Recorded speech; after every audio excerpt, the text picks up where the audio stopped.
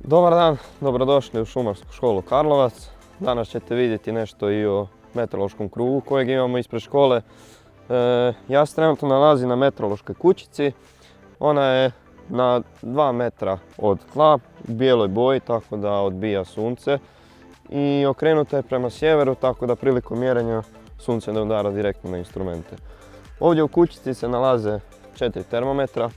Imamo maksimalni, minimalni, suhi i mokri. Suhi i mokri termometar koristimo uz aspirator kako bi mogli odrediti i vlažnost zraka, a maksimalni nam pokazuje maksimalnu i minimalni, naravno minimalnu temperaturu zraka u danu. Evo, ja se nalazim na drugoj meteorološkoj kućici koja nam isto služi za, služi nam za autografe.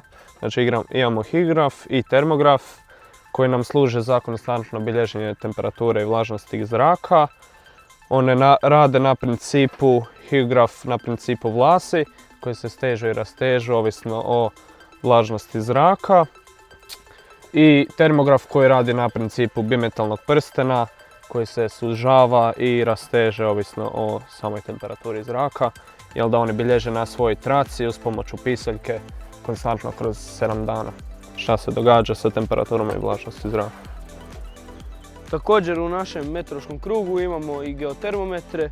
Ovo su geotermometri na 2, 5 i 10 cm, a uz to imamo i geotermometre na izvlačenje, znači na 50 cm i na 100 cm.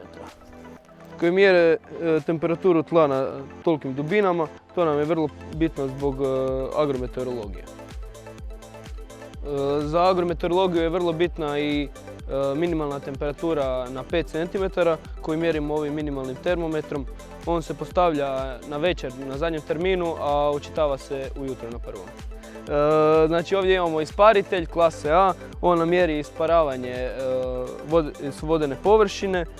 Za to nam je potreban ovaj mikrometrijski vijak koji stavljamo u ovu komoru za umirenje, te ovu udicu namjestimo tako da tik prelazi preko površine vode i pomoću toga oduzmemo visinu vode koja je bila u prošlim terminima sa visinom vode koja je sada.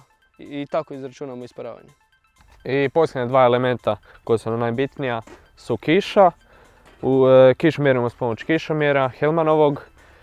Sastoji se od 2 dijela, gornje i donje posude. U donjoj posudi se nalazi kantica koja skuplja oborijenu palu u proteklih već ovisno koliko termina, a u kanticu dolazi voda uz pomoću lijevka koji se nalazi na gornjoj kantici, na gornjem dijelu kišomjera. I zadnji element koji ćemo predstaviti danas je vjetar. On se opaža uz pomoć vjetrolje. Vjetrolja nam pokazuje, fiksirana je, pokazuje strelica na sjever, a sam smjer vjetra otkud puše vjetar nam pokazuje uteg. Trenutno bi sad bio da puše vjetar iz juga.